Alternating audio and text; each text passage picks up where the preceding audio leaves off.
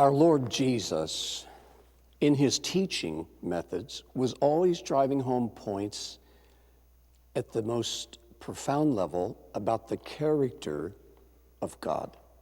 The God revealed in the scriptures of Israel, the God revealed in the redemption of Israel, the God who's revealed in his covenant faithfulness to Israel. And what that means to us, Jesus was always God-centered in his theology, in his teaching.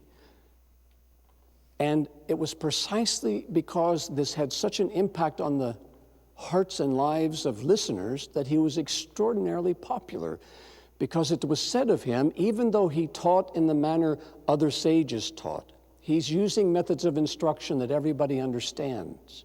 He's not a man from Mars. He's not an Obi-Wan Kenobi walking around and zapping people with the Force. He's a typical Jewish sage, and yet one who teaches with uncommon authority. And that authority stems from his relationship to his Father. He uses an idiomatic expression once when he says, "Nobody knows a father like a son." And so in many ways, Yeshua came to show us the Father. But in his great popularity, he also evoked the ire of those who were supposedly the Father's official representatives. In this case, the priestly aristocracy in Jerusalem, who was noted for its corruption even within Jewish literature, and yet it still is the house of God. That eventually leads to his arrest, to his handing over to Pontius Pilate, and to his crucifixion, not for claiming to be the Son of God, not for blasphemy or anything of such matter, not for claiming to be the Messiah. He is executed by the Romans for sedition. He's a threat to the political status quo as well as to the religious status quo. And when Yeshua was crucified in what Josephus describes as the most inhumane form of death imaginable, a technique the Romans had perfected, they would put above the cross a sign listing the offense of the victim, of the crucified.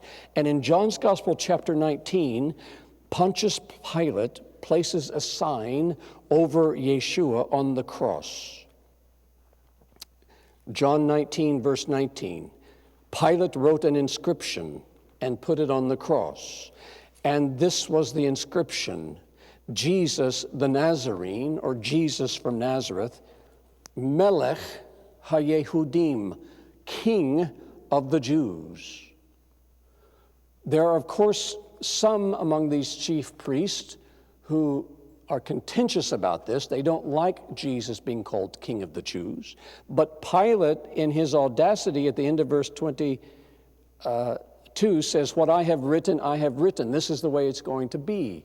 So Yeshua here is crucified for an act of sedition against Rome. But the point I'm going into here is not the crucifixion, because we're looking at the life of the man Jesus, not his death, burial, and resurrection. That would have to be the focus of a whole nother seminar. I want to draw your attention to the three languages that were used on this inscription. Notice now verse 20. Many of the Jews read this inscription, for the place where Jesus was crucified was near the city. And I would just add parenthetically that the Romans deliberately put crucified victims in exposed places, right along the main thoroughfare. And unlike the way you see depicted in all of the movies, the victim is not raised up high on a cross. He's only a foot or so off the ground. And he's put there because the Romans want people to see him, hear his agony, see his humiliation, precisely as a deterrent. So you don't do it because you don't want to suffer such a fate. And so they could easily see the sign posted over his head. And notice that it was written in three languages. In Latin, the official language of Rome.